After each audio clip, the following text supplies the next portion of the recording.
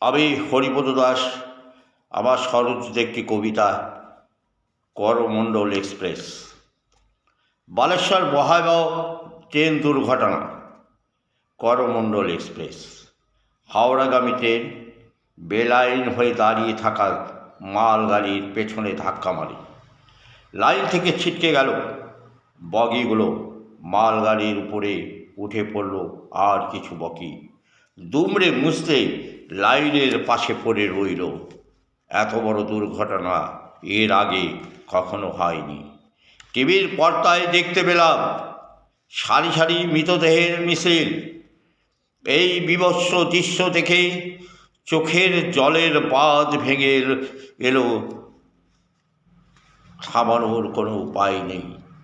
কেউ হারিয়েছেন মা, কেউ বা হারিয়েছেন সন্তান, আবার কেউ হারিয়েছেন স্বামী।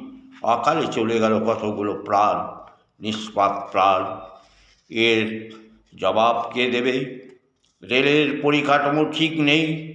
একের পর এক মন্ত্রীরা ফ্ল্যাগ নাড়িয়ে ট্রেন উদ্বোধন করে চলেছেন।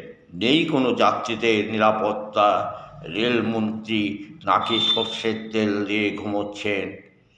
এখান থেকেই শিক্ষা নেওয়া উচিত। নমস্কার।